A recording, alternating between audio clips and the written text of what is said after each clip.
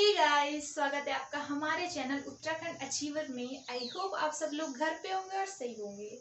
Last class में हमने प्रत्यय उपसर्गों के बारे में जाना था। आज हम आपको अलंकार के बारे में बताएंगे और अलंकार की परिभाषा और उनके भेदों के बारे में जानेंगे। तो आइए चलते हैं अलंकार। देखिए, अलंकार अलंकार का जो अंग्रेजी में मतलब होता है वो होता है ऑर्नामेंट्स। ऑर्नामेंट्स क्या होते हैं? ऑर्नामेंट्स मतलब होता है कोई फ्लावर या कोई ज्वेलरी, मतलब जिस चीज को हम सजाने के लिए प्रयोग करते हैं, जिस चीज को हम सजाने के लिए प्रयोग करते हैं उनको हम ऑर्नामेंट्स बोलते हैं। ठीक है। वैसे ही अलंकार का अर्थ होता है आपका आभूषण। अलंकार का अर्थ होता है आपका आभूषण, या फिर आप ये भी बोल सकते हो गहना। ठीक है। देखिए, जैसे स्त्री होती है, कोई लड़की होती है, जब वो गहने पहनती है ना, जो वो गहने पहनती है तो उसकी क्या होती है, सुंदरता बढ़ जाती है। वो काफी उन गहनों को पहन के क्या लगती है, काफी सुंदर लगती है। तो उसी प्रकार जो अलंकार होते हैं, जब ये किसी काव्य कविता में प्रयोग किए जाते हैं, किसी काव्य कविता में लगते हैं, तो ये अलंकार उस काव्य और कविता की क्या होते हैं, सुंदरता को बढ़ा देते हैं, उसकी शोभा को क्या कर देते हैं, बढ़ा देते हैं। उन्हें हम क्या कहते हैं, अलंकार कहते हैं।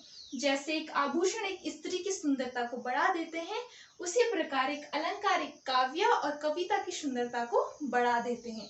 और जो अलंकार होता है, इसका शाब्दिक अर्थ क्या होता है, आभूषण होता है। ठीक है। अलंकार का जो शाब्दिक अर्थ होता है वो आभूषण होता है।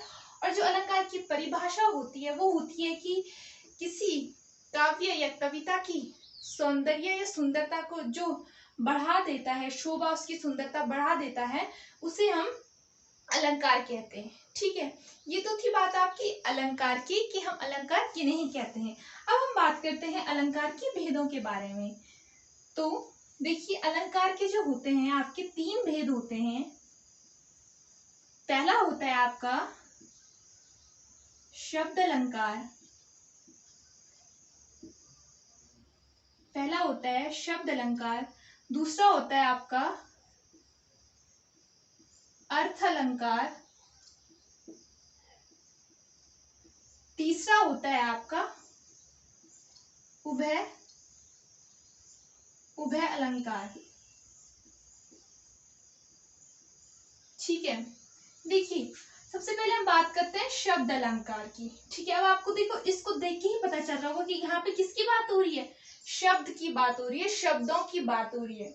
तो इस अलंकार में क्या होता है, जब किसी काव्य या कविता में शब्दों के द्वारा उसकी क्या बढ़ती है, शोभा बढ़ती है। किसी काव्य कविता की शब्दों के द्वारा, शब्दों के माध्यम से किसी काव्य कविता की क्या बढ़ती है, शोभा बढ़ती है, तो उसे हम क्या कहते हैं, शब्द अलंकार कहते हैं। ठीक है। यहाँ पे किसकी बात की जा रही है, शब्दों की बात की जा रही है।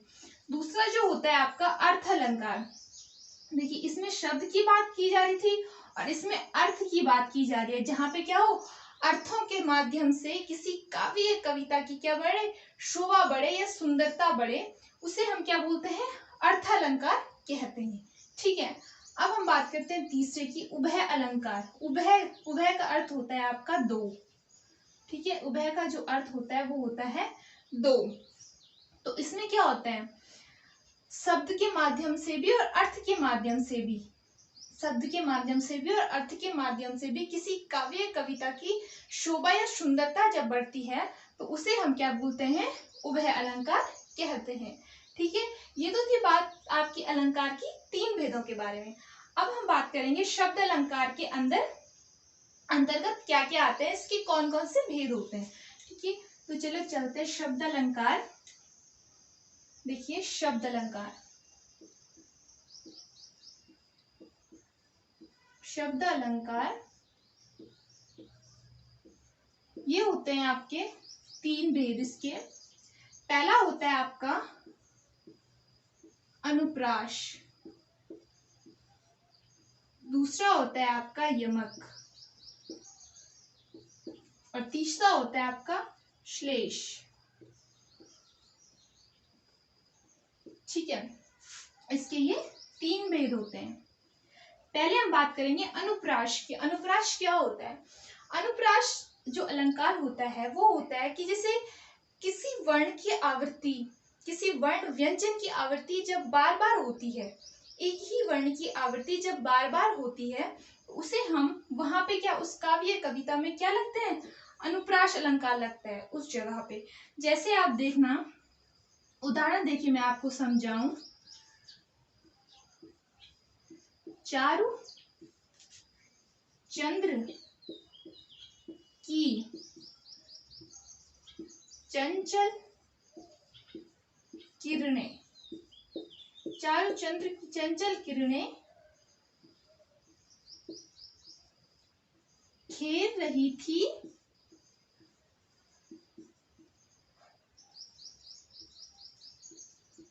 जलथल में।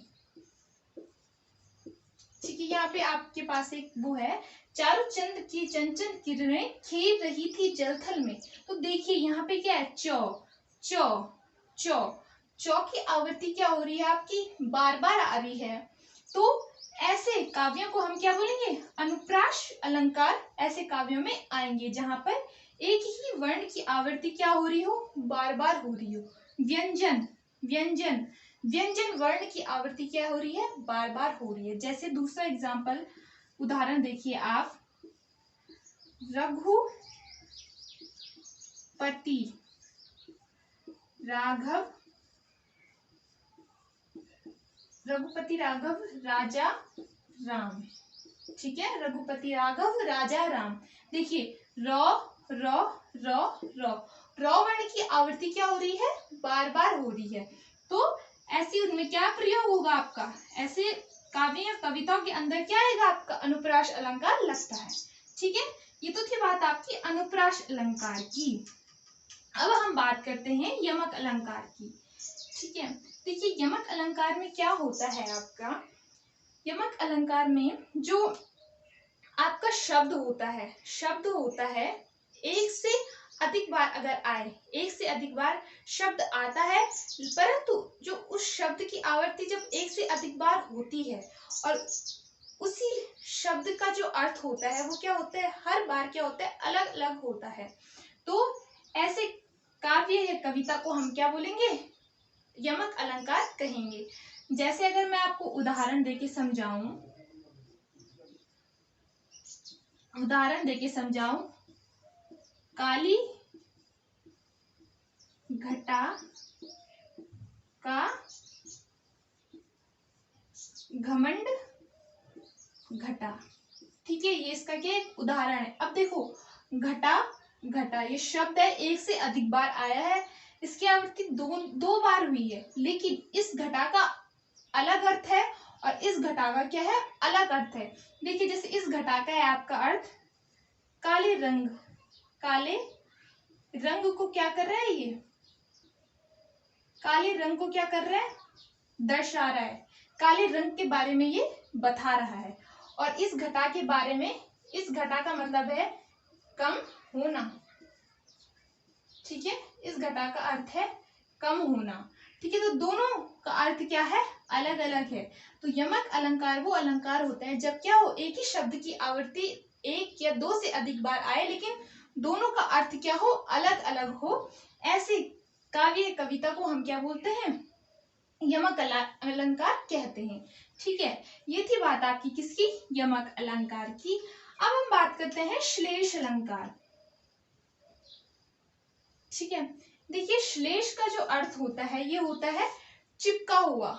ठीक है, श्लेष का अर्थ होता है चिपका हुआ। इसमें क्या होता है, एक ही शब्द के क्या होते हैं, अनेक अर्थ होते हैं। एक ही शब्द के क्या होते हैं, अनेक अनेक अर्थ होते हैं। ऐसे अलंकार को हम क्या कहते हैं, श्लेष अलंकार। ठीक है, देखिए इसका उदाहरण श्लेष का, रहीमन पानी राखिए बिन पानी सब शून, पानी गए न उबरे मोती मनुष्य चून। देखिए एक शब्द की आवृत्ति क्या हुई है, बार बार आई है, लेकिन हर वक्त एक ही शब्द आया है और उस शब्द के अर्थ क्या है, अनेक हैं। ये जो पानी है, इस पानी का अर्थ क्या है, विनम्रता से है, विनम्रता से है इस पानी का अर्थ। ठीक है, इस पानी का जो अर्थ है वो है चमक से, और जो इस पानी का अर्थ है वो है जल से। ठीक, देखिए रहीम जी कह रहे हैं कि मनुष्य को हमेशा क्या रहना चाहिए, विनम्र भाव से ही रहना चाहिए, विनम्र होके रहना चाहिए। और रहीम जी फिर कहते हैं कि बिना चमक के किसी मोती का क्या नहीं होता, कोई मोल नहीं होता है। ठीक है, जैसे बिना पानी के आटे का क्या नहीं है, कोई अस्तित्व नहीं है, उसी प्रकार बिना चमक के मोती का क्या नहीं है, कोई मूल नहीं है। ठीक है, तो देखिए पानी यहाँ पे भी हुआ है, पानी यहाँ पे भी आया है, पानी यहाँ पे भी आया है, लेकिन तीनों ही जगह पे उस पानी का अर्थ क्या है, अलग अलग है। ऐसे काव्य कविता में ये जो वर्ड आते हैं इन्हें हम क्या कहते हैं, ऐसे जो शब्द आते हैं इन्हें हम क्या कहते हैं, श्लेष अलंकार कहते हैं। ठीक है, तो ये तो थी बात आपकी किसकी, आज शब्द अलंकार के भेदों के बारे में। नेक्स्ट क्लास में हम इससे आगे जानेंगे, तब तक के लिए थैंक यू फॉर वॉचिंग।